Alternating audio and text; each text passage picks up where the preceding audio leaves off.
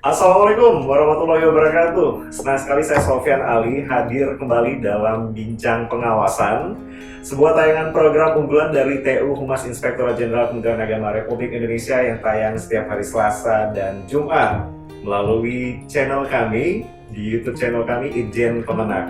Dan seperti biasa kami akan menampilkan narasumber. Dan kali ini narasumbernya sedikit berbeda karena narasumber yang ini sudah sangat familiar sekali di mata Bapak Ibu semua yang ada di rumah. Karena beliau ini adalah salah satu inisiator atau pemrakarsa dari program-program unggulan di TU Humas Inspektorat Jenderal Kementerian Agama Republik Indonesia. Siapa beliau? Mari kita sapa Bapak Nurul Badrut Tamam. Halo, selamat pagi nih Bapak. Alhamdulillah, pagi. Alhamdulillah. Wah, silakan dibuka Pak. Kita kebetulan sudah divaksin nih Pak ya. Oh gitu. Jadi, Ya. Insya Allah sih kita bisa dengan memperhatikan protokol kesehatan dan juga menjaga jarak, social distancing, kita bisa terhindar dari penularan virus. Insya Allah ya Pak. Bismillah. Iya, jadi Baik. saya belum menyapa peserta juga. Iya, para silakan. pemirsa. Assalamualaikum warahmatullahi wabarakatuh untuk kita semuanya ya. Betul Pak. Oke. Baik Pak, di sini sesuai dengan tema kita hari ini Pak, bincang pengawasan, yaitu salam sapa dari sang inisiator penggerak ASN di kurang lebih 4.685 satker ya Pak ya? Iya, betul. Kementerian Agama Republik Indonesia. Nah ini Pak, sedikit berbincang seperti biasa, kalau saya dengan narasumber sebelumnya saya juga sempat menanyakan profil biografi beliau. Nah kalau sekarang nih saya pengen nanya langsung nih, atasan saya langsung nih. Saya pengen tanya Pak Nurul nih Pak, monggo Pak menjelaskan biografi Bapak. Iya, jadi nama saya Nurul Badrut Tamam, itu biasa dipanggil Nurul Mas. Oke, Dan kebetulan saya satu keluarga itu 9 bersaudara. keluarganya sangat besar ya Pak. Saya nomor 9, lahirnya juga pada waktu itu pukul 9 juga. Waduh, Jadi ini depannya Nurul semuanya. Laki, perempuan, laki, semuanya depannya Nurul. Oke. Saya Nurul Badrut Tamam. ini bisa sistematis gitu Pak. Lagi perempuan, lagi perempuan. Jadi ceritanya dulu orang tua saya almarhum, Bapak Kiai Haji Maki Anwar itu, Iya. bin Haji Anwar, Hmm.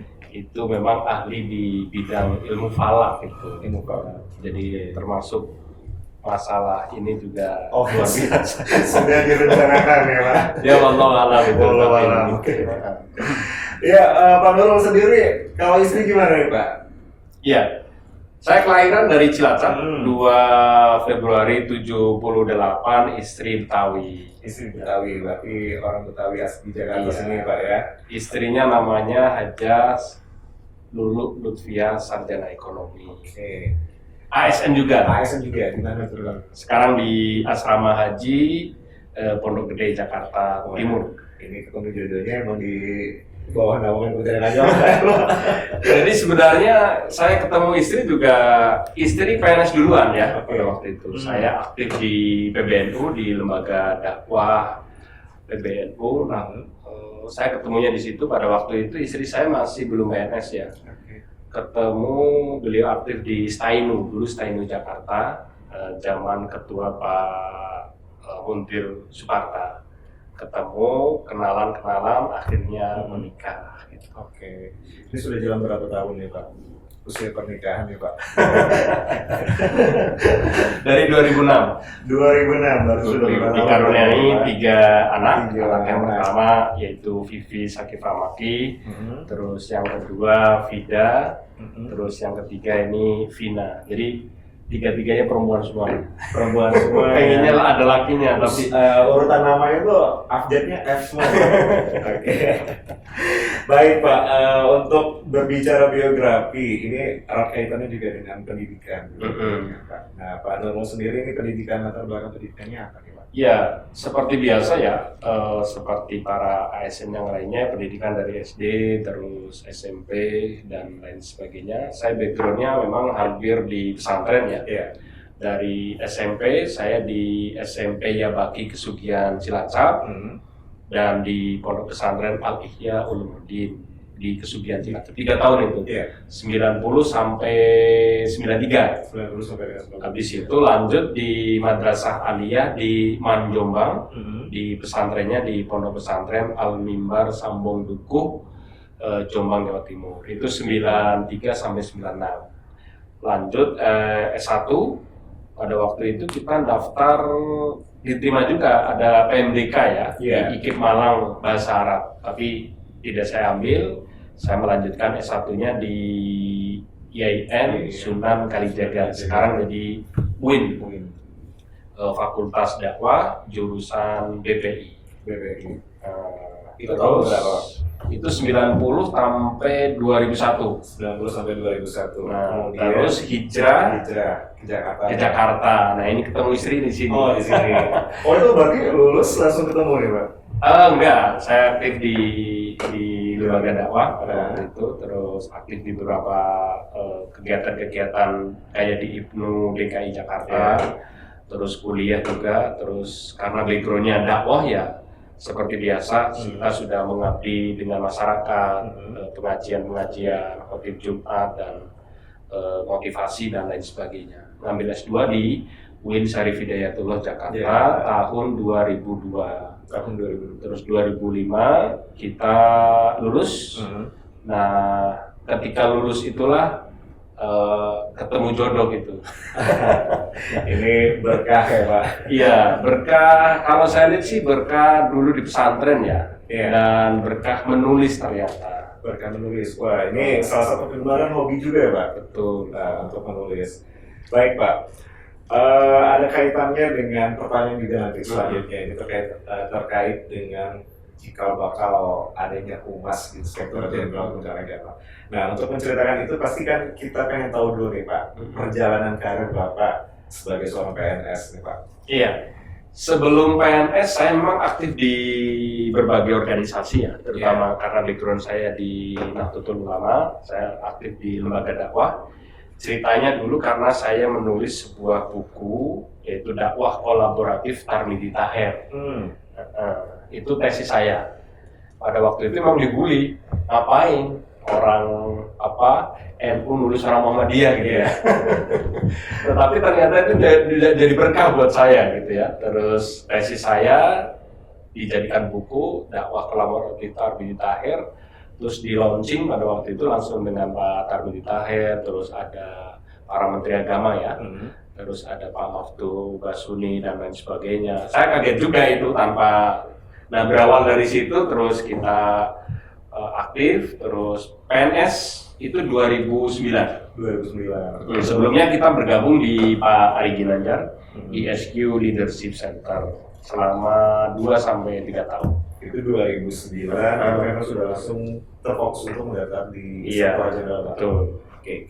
Baik, Pak, terkait Inspektorat Jenderal, ini saya ada cerita sedikit selentingan tentang Bapak nih, Pak, selama saya bertugas di TU Humas.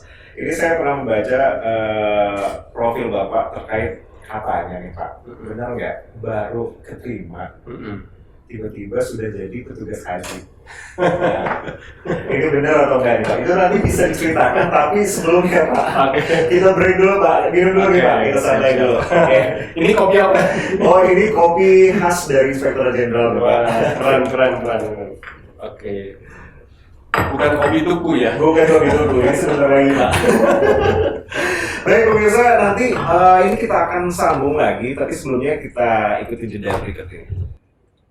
Ya, kita kembali di Bincang Pengawasan, program TU Humas yang hadir setiap hari Selasa dan Jumat. Ini Pak tayangnya di YouTube channel kami di Ijen Kemenak. Dan kita kembali dengan Pak Nurul Badrul Tamam. Ini saya masih penasaran nih cerita terkait gimana ceritanya nih Pak, baru masuk tiba-tiba udah jadi petugas haji. Gimana Pak? Mau diceritakan? Jadi pada waktu itu kita memang sudah aktif ya. Saya aktif di lembaga dakwah, PBNU, terus di IPNU, terus di ISQ, dan kita sudah bergabung pada waktu itu sebagai wakil sekjen. Ketumnya itu Pak Tarmidi Taher, almarhum ya, mantan Menteri Agama Republik Indonesia. Saya diamanahkan di situ dan aktif di PPDMI, Dewan Masjid Indonesia di Istiqlal. Nah, tiba-tiba saya ditelepon ini sebelum PNS nih untuk mengikuti tes petugas haji. Oh, berarti sebelum masuk PNS memang sudah ikut seleksi ya Pak? Ikut seleksi. Tiba-tiba saya lulus. Nah, begitu lulus saya baru sekitar seminggu ya. Seminggu atau 2 minggu ya. Habis itu saya diamanahkan menjadi petugas haji Indonesia. Itu memang ramai pada waktu itu. Wah, perasaannya gimana Pak? Pada waktu itu ya nggak apa-apa, namanya orang belum tahu, akhirnya juga lama karena belum kenal, akhirnya juga karena kenal ya nggak ada masalah. Gitu. Jadi mendapat izin lah, singkat ceritanya ya, mendapat izin untuk jadi petugas haji. Nah, pertanyaannya Pak, setelah balik dari bertugas menjadi petugas haji, ini kemudian penugasan pertama ini kita ada di bagian mana? Oke. Saya pada waktu itu ditugaskan pertama di sub bagian Ortala, organisasi dan tata laksana. Kalau melihat karakter saya sepakat karena memang organisasi ya, dan di situ ada namanya majalah Fokus Pengawasan. Pada waktu itu majalahnya masih desainnya biasa lah. Desain biasa. Wah, kita udah bergerak ya, sebenarnya ide-ide inovatif sebenarnya sudah lama, cuma memang untuk memunculkan itu butuh proses. Berarti kalau kita berkesimpulan sebenarnya TU Humas sendiri di Inspektorat Jenderal ini memang sebelumnya belum ada ya? Belum terbentuk dan RUF pada waktu itu Humas memang masih di bawah standar ya. Di bawah standar maksudnya hanya website, terus produk-produk lain belum begitu ramai seperti ini ya di dunia media sosial gitu ya. Nah, berarti dulu masih nginduk kemana nih Pak? Masih di Subak Ortala. Apa yang latar belakangi Bapak untuk bisa mencetuskan atau menjadi inisiator untuk bisa memindahkan atau memecah Ortala ini sehingga ada lagi kedudukan subbagian TU Humas? Dan pada waktu itu memang kita diamanai di Ortala ya untuk menganalisa dan ini sebaiknya gimana struktur organisasinya. Nah, mau tidak mau nomenklatur humas harus ada. Terus kita mendapatkan persetujuan namanya TU dan Humas. Otomatis setelah ada nomenklatur PMA 42 2016 sudah jadi. Nah, produk kayak tadi majalah, terus pemberitaan dulu di Ortala pindah ke sub bagian TU dan Humas. Saya masih jadi pelaksana. Kali pertama berarti dipimpin oleh siapa Pak? Dulu Pak Budi Hartoto, Mas Toto namanya. Mas Toto. Sekarang jadi auditor. Itu tahun 2009. Berbicara mengenai 2009 Pak.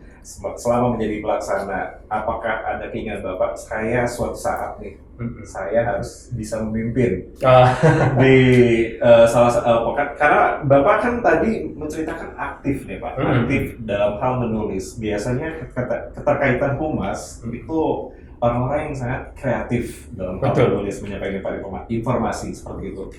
Nah, ini punya kepikiran nggak one day atau suatu saat saya pengen memimpin dalam artian konteks yang positif ya Pak? Iya, betul. Untuk memajukan humas. Pada waktu itu memang ada semacam image kalau rekrutmen ataupun berjakat seorang pejabat itu ujuk-ujuk yang jadi si A, si B. Kita pengen merubah sistem. Dan pada waktu itu pas kehadiran 2013 ada sosok namanya Pak Yasin jadi Inspektur Jenderal Kementerian Agama. Posisinya background-nya dari KPK. Wah, luar biasa ya. Dengan plus minus beliau.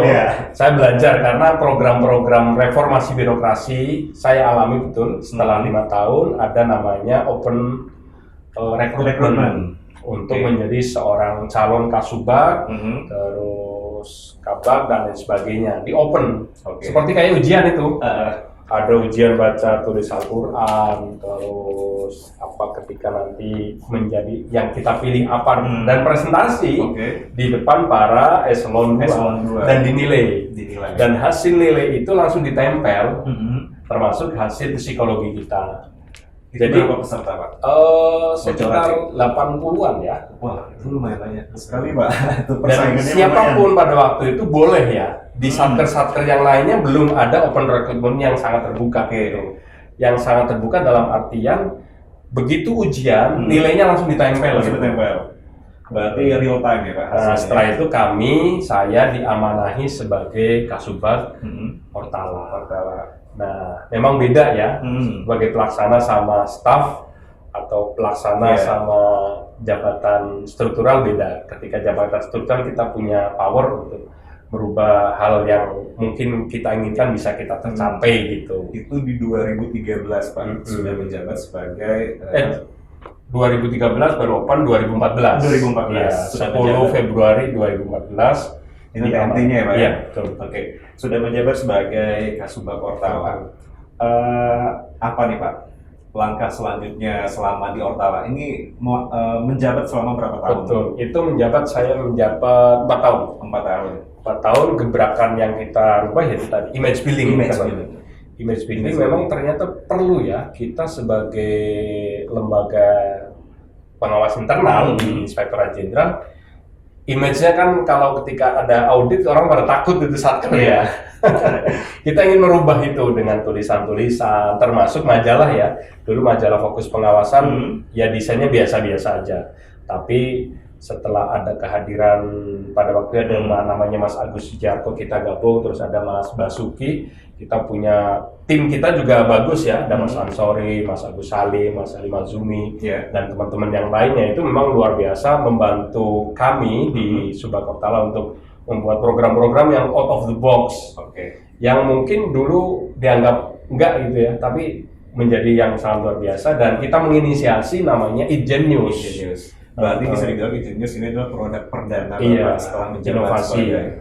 Jadi ada 2 inovasi tadi, majalah dan sama Ijen News. Cikal bakal terpecahnya Pak, atau berdirinya sendiri TU Humas ini, atau memisahkan diri dari Ortala. Ini di tahun berapa Pak? Itu di 2016. Di 2016. Bisa diceritakan Pak, gimana kronologi? Jadi setelah saya 4 tahun di Ortala, dianggap cukup, terus saya diamanahi sebagai Kasubag TU dan Humas. Pada waktu itu Inspektur Jenderalnya Profesor Dr. Muhammad Nurholis ya. Terus saya diamanahi di Kasubag Ortala, yaitu kembali lagi ketemu lagi dengan majalah. Nah, kita melihat pada waktu itu 2017 ya. Itu media sosial masih belum naik ya, belum naik daun, dan tetapi sudah mulai bergerak ini. Di kementerian-kementerian lain sudah mulai bergerak, tetapi di Ijen belum. Nah, akhirnya kita punya inisiasi untuk mengoptimalkan produk-produk di media sosial. Terus ada kehadiran Mas Ubaidillah, terus Mas Anam, terus dan lain sebagainya. Menjadikan tim yang solid ya Pak ya, seperti itu. Baik Pak, dalam pelaksanaannya pasti ada tantangan, hambatan ataupun rintangan yang bisa menjadi dilema perkembangan untuk kemajuan TU Humas sendiri. Nah, ini bisa dijelaskan Pak, bagaimana Bapak menyikapi itu dan antisipasi apa yang dilakukan. Tapi jangan dulu dijawab Pak, karena kita akan break dulu. Setelah yang satu ini kita akan kembali di Bincang Pengawasan, tayangan TU Humas yang hadir setiap hari Selasa dan Jumat. Jangan kemana-mana pemirsa. Ya pemirsa, kembali di Bincang Pengawasan, sebuah program TU Humas yang hadir setiap hari Selasa dan Jumat dan tayang di channel YouTube kami, Irjen Kemenang. Dan kembali bersama dengan Bapak Nurul Badrul Tamam. Sebelum Bapak menjawab nih Pak pertanyaan terkait hambatan-hambatan tadi selama menjabat perdana di TU Humas, kita minum dulu nih kopi biar santai. Tapi snacknya nggak ada nih. Tapi snacknya nggak ada nih. Nanti kita usulkan ya Pak ya. Terima kasih. Top ini kopi ini. Tuh, ini dibuat dengan rasa cinta dari Inspektorat Jenderal Kementerian Agama Pak. Ya, baik Pak. Terkait hambatan tadi Pak, pasti pada saat menjabat perdana ini terpikir apa yang harus saya lakukan, gitu. Dan hambatan apa yang kemudian akan saya temukan dan antisipasinya bagaimana? Ini pertama kali bagaimana nih Pak? Jadi memang saya itu orangnya nggak mau diem Mas. Jadi ide itu semakin kita mengeluarkan ide, itu biasanya secara otomatis gerak langkah tubuh kita, hati kita akan ke bawah juga. Keluar satu ide, mimpi akan muncul ide-ide yang baru. Kita dari awal pas kepemimpinan pas dulu ya, di zamannya Pak Yasin kita juga memprovokasi terbitnya 50 buku. 50 buku. Ini di 50 tahun berapa, Pak? Itu sekitar tahun 2015. 2015. 15 itu 50 buku. 50 buku. Jadi kita paksa, ternyata model pemaksaan itu penting ya. Penting. Jadi pada waktu itu kita memprovokasi kepada pimpinan, Pak, di Ijen itu produk-produk untuk edukasi, terus buku pedoman, audit, terus audit syariah, terus pokoknya semuanya ya, termasuk kamus pengawasan ada. Setelah kita kumpulkan itu total ada 50 buku. Dan alhamdulillah ada itu loh. Tapi selalu ada itu, Pak ya? Selalu ada. Itu sebagai ide kreatif kita juga gitu untuk mempromosikan. Hambatannya, Pak? Hambatannya memang pada waktu itu untuk segi tanda kutip untuk anggaran ya, anggaran memang belum ada gitu ya. Tetapi dari ketidakadaan itu malah muncul ide-ide yang bisa kok ternyata untuk sebuah produk yang bisa rutin kita lakukan, yang terpenting sekalipun timnya kecil tapi solid gitu ya. Kalau ritme naik turun sih udah dinamika gitu. Wah, ini luar biasa sekali. Ini salah satu ASN yang inspiratif sekali nih, Pak. Terkait dengan tentang hambatan, Pak, ada muncul pertanyaan lagi nih, Pak. Tadi Bapak menyebutkan anggaran humas sendiri. Bagaimana berbicara tentang anggaran humas sendiri ini bagaimana nih, Pak? Iya, untuk di Ijen sendiri. Idealnya memang ada anggaran khusus ya untuk kehumasan, bukan hanya di Inspektorat Jenderal, tetapi di unit eselon 1 pusat, di Kanwil PT KN Kemenang, apalagi di garda-garda depan, terutama di KUA itu memang harus ada anggaran khusus terkait kehumasan. Karena itu sebagai ikon ya, garda depan, humas ini kan garda depan. Sekalipun pada hakikatnya, Mas Sofyan, saya dan semua ASN itu adalah Pranata Humas, adalah humas itu. Nah, ini menjadi titik lemah di ASN kita.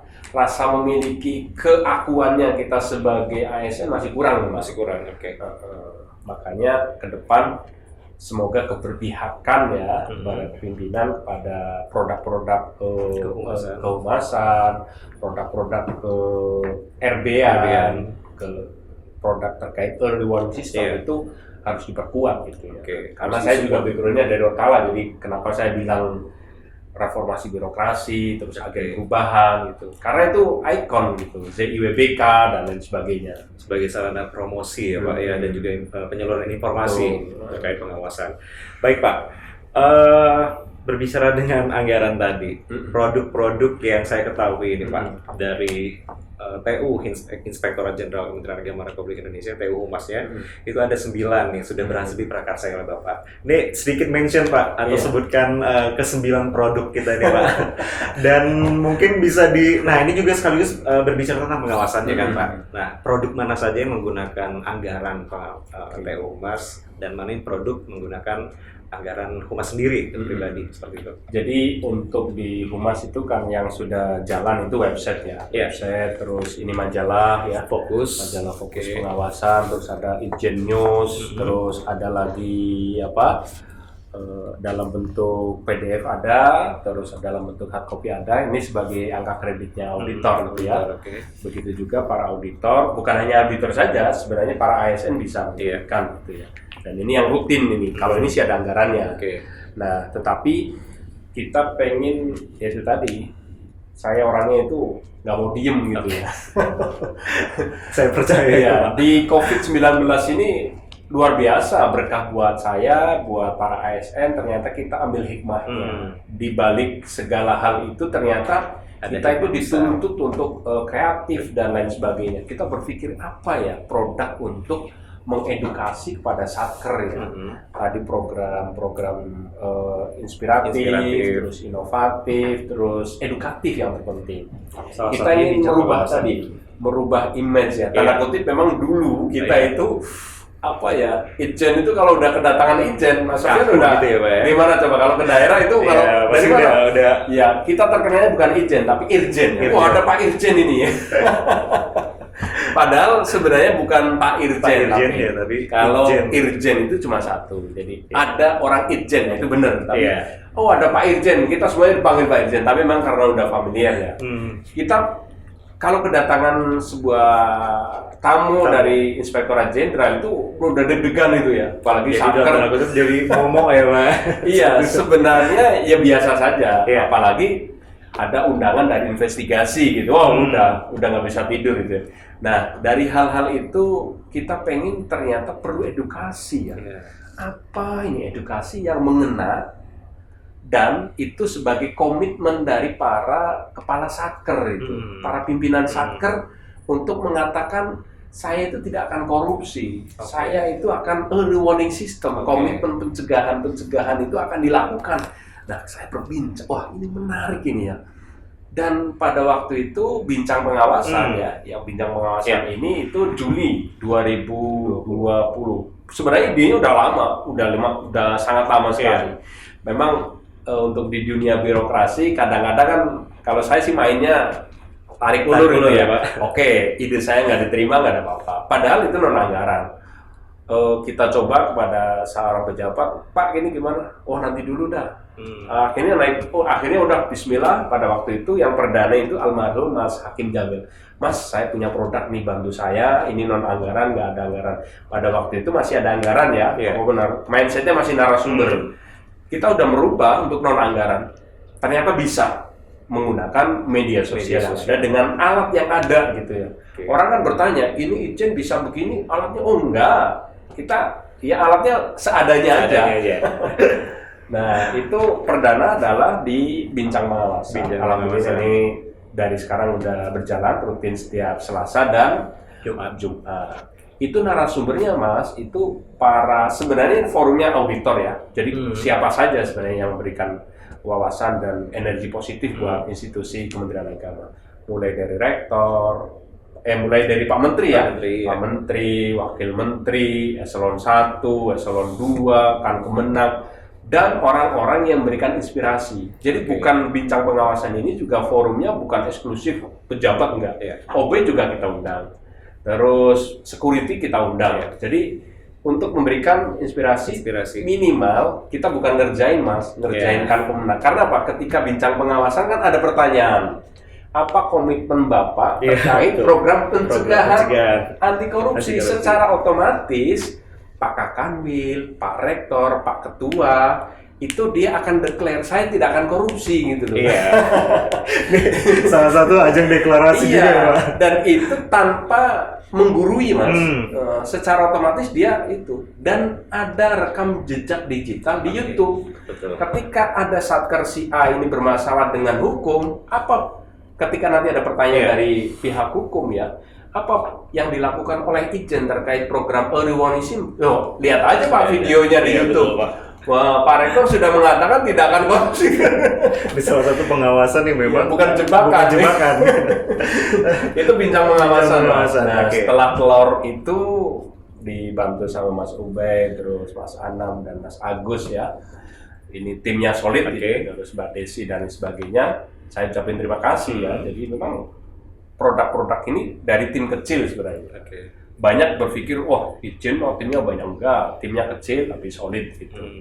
Nah tadi ide itu ternyata ketika niatan kita pertama gini Mas, ditonton atau tidak ditonton di YouTube ya udah, bismillah. Yang penting produk dulu, rutin dan istiqomah.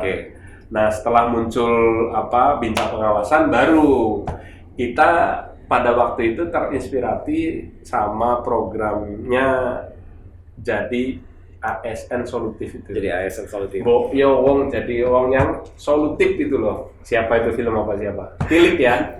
Iya, itu yang di Jogja itu. Saya terinspirasi. Jadi kita sebagai ASN ketika ada sebuah permasalahan di satker kita, di ruangan kita, jangan nambah masalah, kuncinya itu aja sih.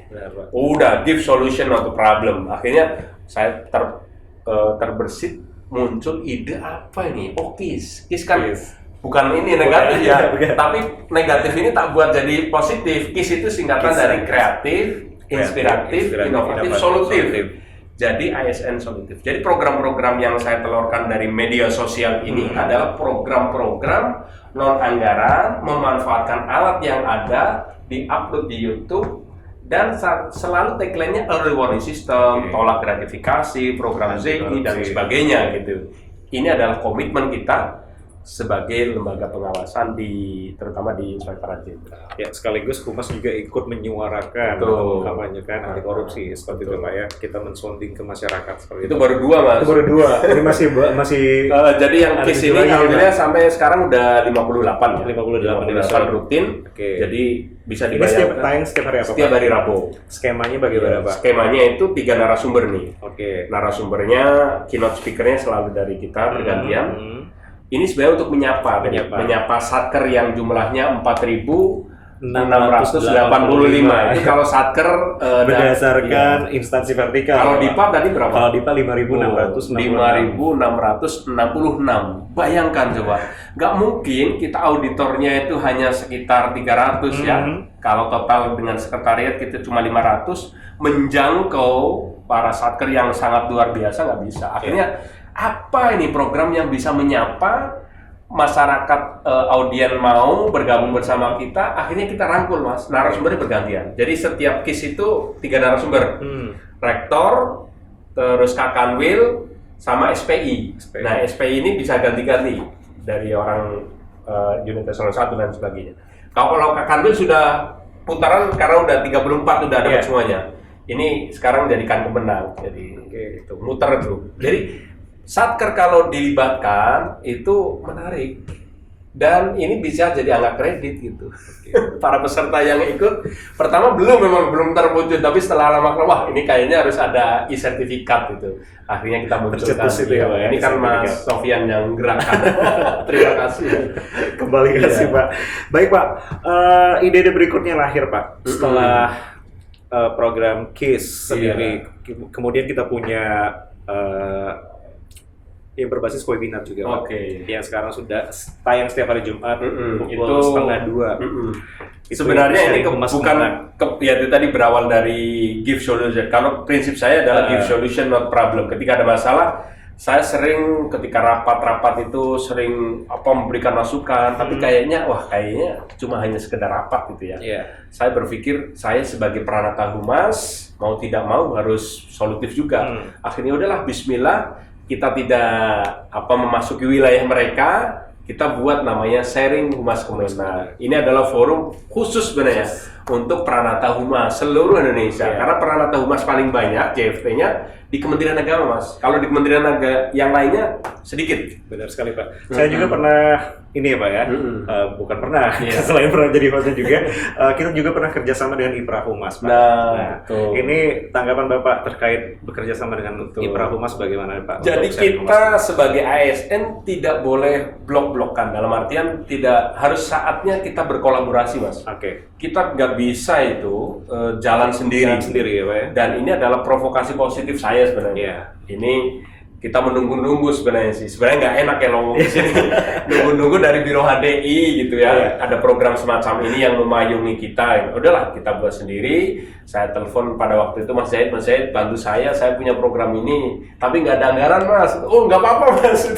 Karena memang impact-nya besar sekali Pak. Pada saat kita bekerja sama dengan IPRA Humas, dengan ada logo IPRA Humas dan juga logo Sharing Humas Kemenag, itu membludak sekali. Peserta itu sampai ribuan. Saya aja kewalahan tuh Pak untuk menata awalnya juga gitu kan. Kita sertifikatnya logonya IPRA Humas Indonesia masuk. Oke, saya setuju dan alhamdulillah boleh dicek di media sosialnya itu ada.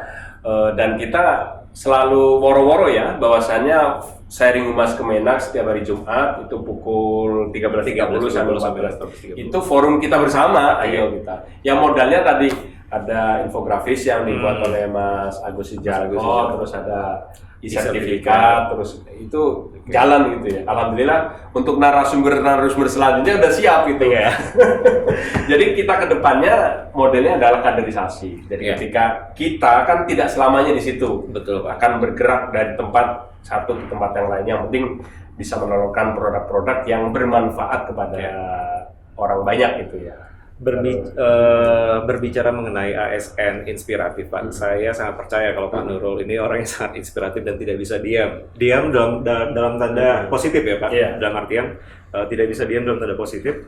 Karena memang sempat tercetus kita ngobrol seperti biasa seperti ini di jam kerja biasa, itu pernah tercetus untuk menelurkan satu produk baru lagi selama di bulan puasa. Dan itu hitungannya hanya hitungan jam, nggak sampai jam, nggak sampai Iya, satu jam. jadi gini prinsipnya saya itu melihat kondisi ya. Saya kan orangnya geraknya cepat, tapi ngelihat kondisi juga. Oke. Ide itu kalau yang di belakang ini masih ada 25 ini ide yang belum saya telurkan. Kalau saya dikasih, bukan saya, tapi tim kita dikasih oleh tim yang solid, terus anggaran yang kuat, insya Allah bisa gitu. Jadi Oase Ramadan itu sebenarnya udah lama, Mas. Oke. Udah lama. Bahwasanya ada satu satker yang bisa kerjasama, tetapi harus ada anggaran. Waduh, kalau gini nggak bisa nih. Ternyata aura para ASN kita kan backgroundnya macam-macam, terutama yang muslim ya. Iya, betul sekali. Akhirnya banyak itu udah kita tapping, kita adalah pengkaderan tadi ya, para betul, ASN, ASN. kita yang 30 ya Mas ya, Iya, kita 30. libatkan semuanya. Ayo kita. Ternyata bisa gitu. 30 produk kan, itu Iya, sudah clear itu, dan semoga Oase Ramadan nanti di tahun ini ya, atau tahun selanjutnya tetap berjalan gitu. Iya. Dengan memanfaatkan SDM yang ada. Iya, benar sekali. Jangan, wah ini bagus, nanti dulu lah. Yang penting ada produk dulu, rutin, dan kita sudah bisa woro-woro kepada satker. Ternyata banyak yang ngikutin kok. Alhamdulillah nih, Pak. Sekalipun di Bimas Islam kemarin nggak ada loh ya. Sekarang sudah ada produk Iya, serupa. yang rutin Oase Ramadan Oke. kemarin rutin kan nggak ada. Tapi di Itjen itu ada gitu. Tetapi tetap membawa core tadi pengawasan dan program-program value system.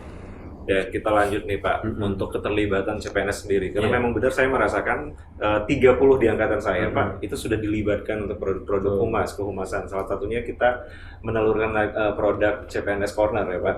Nah CPNS ini Corner juga kita paksa ya. Iya, dipaksa. Tapi dari sini alhasil banyak sekali manfaat yang kita dapat Pak. Terutama untuk teman-teman yang memang kemampuan verbalnya gitu atau percaya dirinya itu bisa ditingkatkan melalui program tersebut gitu. Nah ini pastinya masih banyak produk-produk lain karena ada 9 produk dan terakhir doa bersama ya Pak ya. Ini mungkin diceritakan secara singkat Pak gitu sebelum nanti kita akan membahas ide-ide selanjutnya yang ada di pikiran Pak Nurul. Baik, untuk kemajuan CPNS humas. Corner itu sebenarnya sama, ide udah lama itu, udah lama.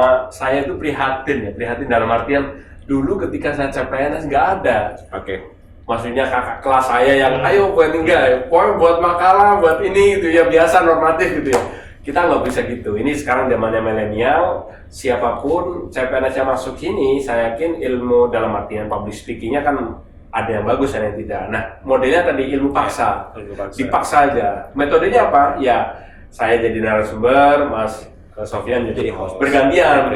Dan kita paksa kemarin juga, yang penting bisa ngedit video. Cara masang kamera gimana? Oh saya nggak bisa. Memang berawal dari nggak bisa gitu.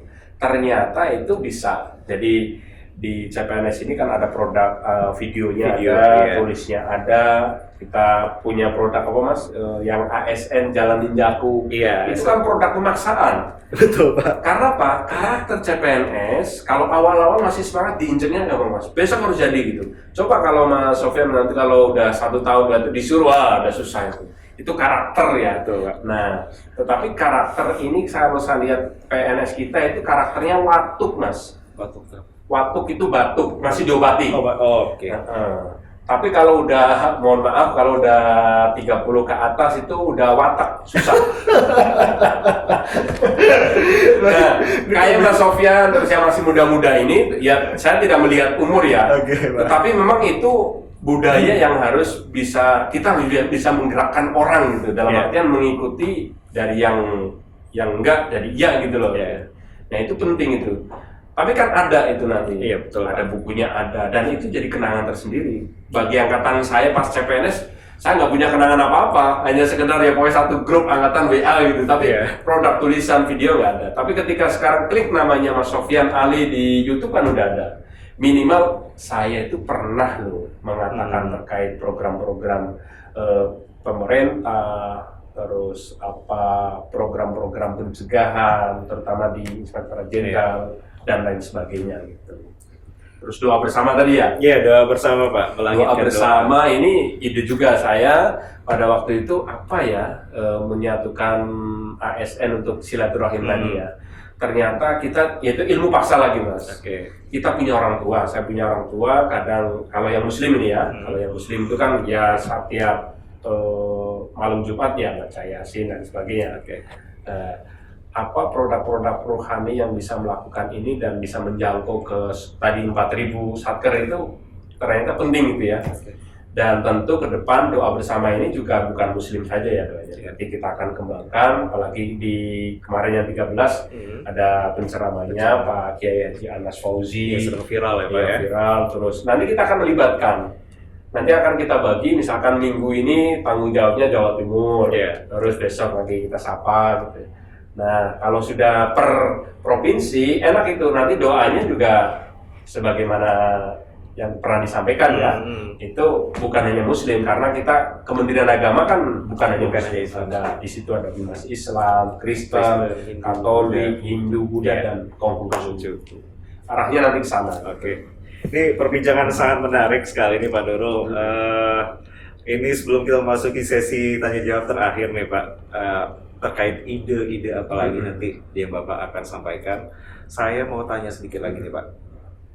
Apa nih rencana ke depan untuk program terbaru dari Inspektorat Jenderal Kementerian? Program terbaru ya, karena core-nya di Ijen adalah Dumas ya, Dumas, gratifikasi, terus auditor. Kita pengen menambah ini jangkauan ya. Misalnya ada auditornya apa, nanti narasumbernya bergantian, bergantian itu penting. Terus Ijen mendengar, terus nanti narasumbernya para Irwil, satker mana nih? Jadi satker-satker yang mungkin ada belum optimal, pakai Zoom saja, tapi rutin. Insya Allah kalau rutin itu juga jadi akan merubah mindset bahwasanya tidak semuanya harus pakai anggaran. Berarti ini salah satu, ini beberapa ide ya Pak ya, untuk lanjutan. Banyak Mas. Masih banyak ya. Luar biasa sekali nih, ASN inspiratif sekali Pak. Terkait ASN inspiratif Pak, Bapak sebagai penggerak atau inisiator kemajuan dari TU Humas Inspektorat Jenderal Kementerian Agama Republik Indonesia, bisa kasih saran Pak untuk mungkin persatuan humas atau kehumasan seluruh ASN di Indonesia, mungkin Pak, bukan hanya di Kementerian Agama saja, tapi mungkin ada saran yang bisa. Wah, ini penting, menarik sekali ya. Jarang sekali humas itu antar kementerian duduk bareng, syuting bareng, buat produk baru. Itu mimpi besar buat saya pribadi. Kalau bisa, kalau memang nggak disetujui, saya malah pengen punya produk sendiri. Kayak saya terinspirasi terus terang sama Pak Babin ya, Pak Babin sama Yusuf Platen itu produknya produk video 1 menit, tapi luar biasa Mas. Ada guyonnya, ada edukasinya Mas. Memang humas pemerintah minimal kayak begitu gitu loh, tapi luar biasa gitu. Itu kalau ada rutin ya, humas di Kementerian Agama, terus bergabung dengan para humas di kementerian atau lembaga, itu nanti artisnya Mas Sofyan yang ini dari ini, terus kita kolaborasi bayang, kita non anggaran berapa, yang penting kita sebulan sekali atau seminggu sekali ada produk satu video ya, terkait program-program pemerintahan ya. Wah luar biasa ya, menarik itu, dan jadi hiburan itu. Iya betul sekali Pak. Karena apa, di masa pandemi COVID ini orang itu Masya Allah ya, banyak tertekan, banyak stres. Mengapa di YouTube itu paling banyak itu musik, pokoknya hiburan-hiburan. Tapi kalau yang ceramah-ceramah yang kayak itu kurang disukai, ya gitu. Nah kita harus masuk ke sini, dan termasuk TikTok ya. Info terbaru Pak. Berarti Irjen Kemenag sendiri sudah punya merambah ke TikTok ya Pak. TikTok ya itu tadi untuk berubah kita, bahwasanya kita punya konten-konten yang bagus kok. Sekalipun memang kalau klik TikTok kita nggak bisa tidur nih. Kita nggak boleh itu ya, maksudnya kita memang harus, sudah saatnya eksekusi. Ketika kita punya ide harus eksekusi. Tentu harus melihat konsekuensi di bawah, cek, pastikan PDCA, plan, do, check, action, terus berputar itu untuk memastikan bahwasanya produk-produk kita itu bisa diterima terus di media sosial begitu, termasuk edukasi pengawasan dan sebagainya. perlu dievaluasi. Oke. Dan intinya tadi Mas, setiap instansi, setiap ASN sebenarnya punya apa ya, ide-ide yang cemerlang. Makanya Mas Sofyan saya itu harus suka berbincang dengan orang-orang yang agak beda gitu ya. Out of the box ya Pak. Seperti itu. Iya. Baik Pak, ini perbincangan terakhir kita dan terima kasih atas waktu yang sudah diberikan untuk Pak Nurul, dan mudah-mudahan pemirsa di rumah semua bisa mendapatkan inspirasi yang sangat menarik sekali dari perbincangan yang sudah disampaikan oleh Pak Nurul, karena sesuai dengan tema kita hari ini adalah beliau ini inisiator penggerak ASN di 4.685 Satker Kementerian Agama Republik Indonesia, yang juga sekaligus Lewat media sosial. media sosial pastinya, dan sekaligus juga memberikan inspiratif sebagai ASN inspiratif, maksud saya seperti itu. Baik, akhir kata saya Sofyan Ali beserta kerabat kerja yang bertugas dari TU Humas Inspektorat Jenderal Kementerian Agama Republik Indonesia mengucapkan terima kasih atas partisipasi Anda, dan terus tetap tonton tayangan kami Bincang Pengawasan yang tayang setiap hari Selasa dan Jumat di channel YouTube kami Irjen Kemenak, agar channel ini semakin berkembang dan kami semakin giat untuk memberikan informasi terkait pengawasan. Akhir kata saya Sofyan Ali, wassalamualaikum warahmatullahi wabarakatuh. Bincang Pengawasan. Terima kasih.